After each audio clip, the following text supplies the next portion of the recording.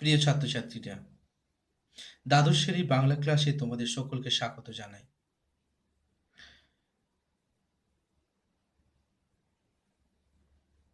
প্রথম দিনের সূর্য প্রশ্ন করেছিল সত্তার নতুন আবির্ভাবে, কে তুমি? মেলেনি উত্তর। বস্তুত জীবনের শেষ প্রান্তে পৌঁছে কবিগুরু রবীন্দ্রনাথ ঠাকুর জীবন সম্পর্কে এই প্রশ্ন উত্থাপিত করেছিলেন তার শেষ লেখা কাব্যের একটি বিশেষ কবিতায়। জীবন সম্পর্কে অভিজ্ঞ রবীন্দ্রনাথ ঠাকুর এক দার্শনিক প্রত্যয়ে জীবনের প্রকৃত স্বরূপ উন্মোচন করতে গিয়ে যে সমস্ত লেখা লিখেছে তার মধ্যে উল্লেখযোগ্য হল তোমাদের পাঠ্য কবিতা রূপনারায়ণের কূলে। কবিতাটি আলোচনার পূর্বে আমরা কবি সম্পর্কে কিছু তথ্য জেনে নেব।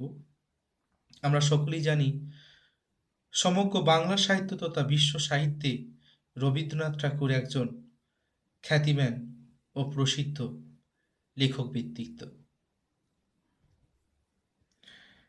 1861 সালের 7ই মে বাংলার 1268 বঙ্গাব্দে 25শে বৈশাখ জোড়াসাঁকোর বিখ্যাত ঠাকুর পরিবারে তিনি জন্মগ্রহণ করেন।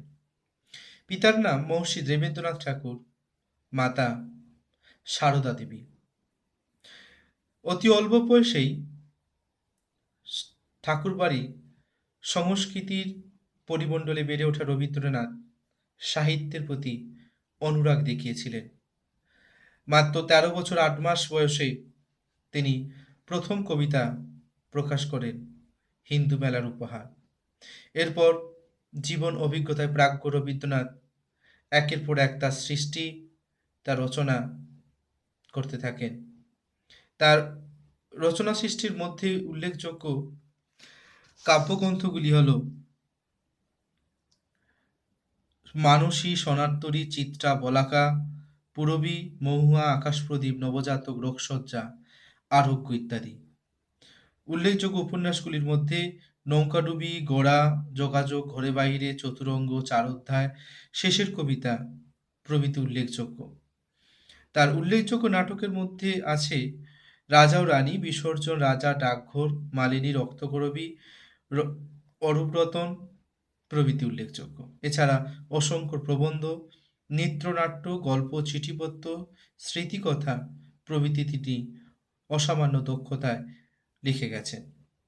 এই ঋষি প্রসিদ্ধ কবি ব্যক্তিত্ব 1941 সালে 7ই আগস্ট 1348 বঙ্গাব্দের 22শে শ্রাবণ বেলা 12টা 30 মিনিটে মারা যান। মৃত্যুকালে রবীন্দ্রনাথের বয়স হয়েছিল 80 বছর 3 মাস। তোমাদের পাঠ্য রূপনারায়ণের কূলে এই কবিতাটি নেওয়া হয়েছে কবির শেষ লেখা কাব্যের 11 সংখ্যক কবিতা থেকে। কবি কবিতাটা নাম দিয়েছেন রূপনারায়ণের কূলে। এখানে রূপনারায়ণ বলতে কোনো নদীকে তিনি বোঝাননি। রূপনারায়ণ বলতে বুঝিয়েছেন এই রূপ, রস, গন্ধ, বর্ণময় যে জগৎ, সেই জগৎকে।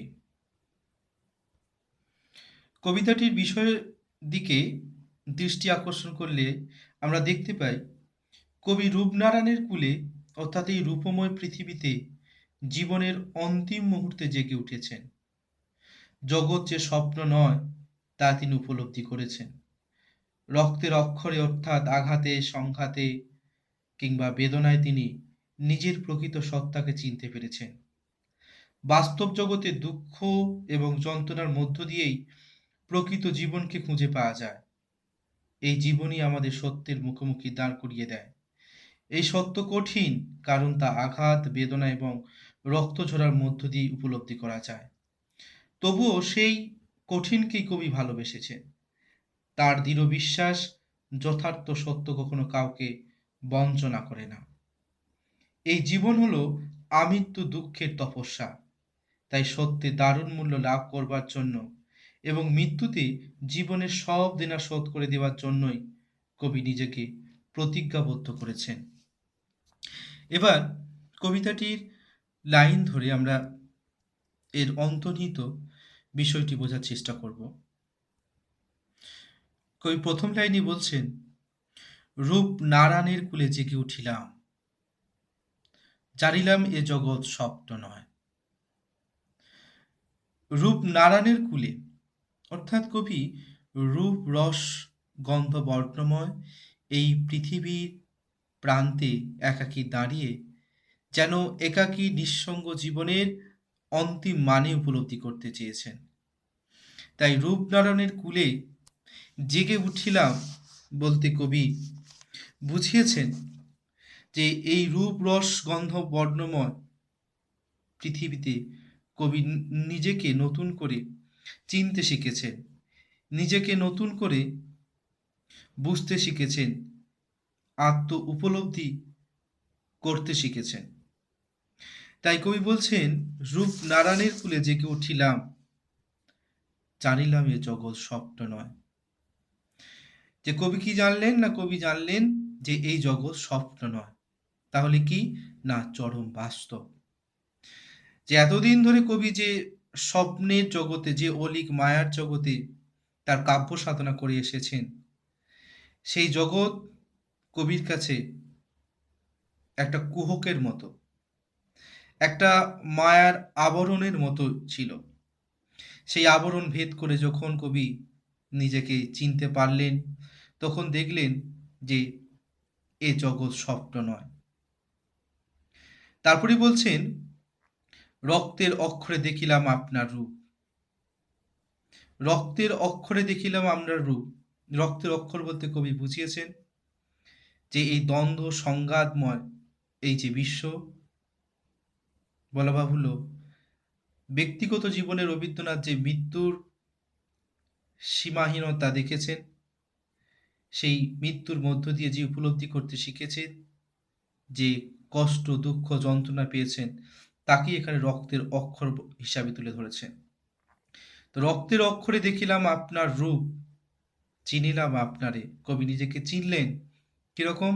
আঘাতে আঘাতে, বেদনায় বেদনায়। আঘাত এবং বেদনার মধ্য দিয়ে কবি নিজের স্বরূপকে উপলব্ধি করতে পারলেন, এই জগৎকে চিনলেন, এই স্বপ্নের জগৎ থেকে সরে এসে কঠিন বাস্তবের মুখোমুখি হলেন। তারপরই বলছেন, সত্য যে কঠিন, কঠিনেরে ভালোবাসিলাম, সে কখনো করে না বঞ্চনা। অর্থাৎ রবীন্দ্রনাথ জগতের মধ্যে যে মায়া স্বপ্ন বা কল্পনা, তাকে তিনি আর দেখতে পাননি। পরিবর্তে তিনি এসে দাঁড়িয়েছেন আঘাত সংঘাত মুখর বাস্তবে জনজীবনে। জীবনের অজস্র বেদনা এবং রক্তক্ষরণকে এখানে প্রত্যক্ষণ করেছেন কবি। সেই অভিজ্ঞতাকেই কবি সত্য বলে মনে করেছেন। আত্মপরিচয়ে রবীন্দ্রনাথ বলেছেন, সত্যের লক্ষণই এই যে সমস্তই তার মধ্যে এসে মেলে। তাই সত্যের প্রতি শ্রদ্ধা করে পৃথিবীটি বস্তুত যেমন, অর্থাৎ নানান অসমান অংশে বিভক্ত, তাকে তেমনি করেই জানবার সাহস থাকা চাই। কবিতাতেও সেই সত্যের কঠিন স্বরূপকে প্রত্যক্ষ করেও রবীন্দ্রনাথ তাকেই ভালোবেসেছেন, কারণ কবির ভাবনায় সত্য কখনো বঞ্চনা করে না, সে কখনো ছলনা করে না। জীবন আসলে দুঃখের তপস্যা, কিন্তু তা এই সত্যের মূল্য শোধ করার জন্যেই। কল্পনা বা স্বপ্নবিলাসের দ্বারা জীবনের এই সত্যকে এড়িয়ে যাওয়ার অর্থ জীবনের স্বাভাবিক গতিকে, তার যথার্থ রূপকে অস্বীকার করা। অন্যদিকে কঠিন সত্য জীবনের যথার্থ স্বরূপকে চিনিয়ে দেয়। তাই কবি শেষ উপলব্ধিতে বললেন, আমৃত্যুর দুঃখের তপস্যা এ জীবন, সত্যের দারুণ মূল্য লাভ করিবারে, মৃত্যুতে সকল দেনা শোধ করে দিতে। অর্থাৎ রূপনারায়ণের কূলে জেগে উঠে প্রাজ্ঞ কবির পরিণত উপলব্ধি এই যে জগৎ স্বপ্নের নয়, রক্তের অক্ষরে অর্থাৎ বাস্তব জগতের অজস্র সংঘাত বেদনার মধ্য দিয়েই জীবন জেগে ওঠে। জীবনের সঙ্গে মানুষের এই পরিচয়ই সত্য পরিচয়। এই পথই জীবনের সত্যকে উপলব্ধি ও আবিষ্কার করার একমাত্র উপায়।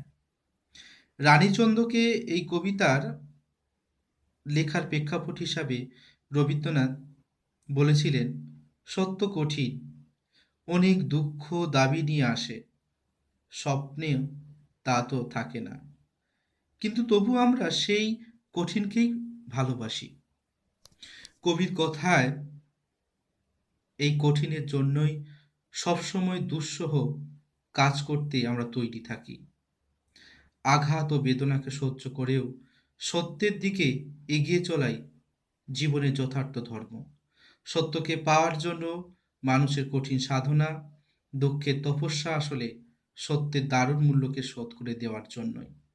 এই সত্যকে যেহেতু সবসময় উপলব্ধি করতে হয়, তাই মৃত্যুর ঠিক আগের মুহূর্ত পর্যন্ত চলে মানুষের এই কঠোর সাধনা। জীবনের যথার্থ পরিচয়কে চিনতে পারার কঠিনতম প্রয়াস। মৃত্যুতে সকল দেনা শোধ করে দেওয়ার অর্থ জীবনের কাছে সত্যের যে দাবি তা সম্পূর্ণ করা। এভাবেই কল্পনা ও স্বপ্নের জগৎ ত্যাগ করে দ্বন্দ্বমুখর জীবনের প্রতি কবি নিজের পক্ষপাত প্রকাশ করেছেন। তাই কবিতাটি আলোচনার শেষে আমরা একটা কথাই বলতে পারি, রবীন্দ্রনাথ স্বপ্নময় কাব্যের জগতে বাস করার যেই ক্ষেত্র, সেখান থেকে এসে পৌঁছেছেন রুক্ষ গদ্যময় জীবনের পারে। রূপনারায়ণের কূলে কবিতায় কবি সত্যের মূল্যকে নতুনভাবে উপলব্ধি করেছেন। কবিরা যে কল্পনা দাসত্ব করেন, সেই স্বপ্ন কল্পনার জগৎ সত্য নয়। সত্যকে তার যথার্থ স্বরূপে খুঁজে নিতে হয় আঘাত সংঘাতমুখর জনসমাজে।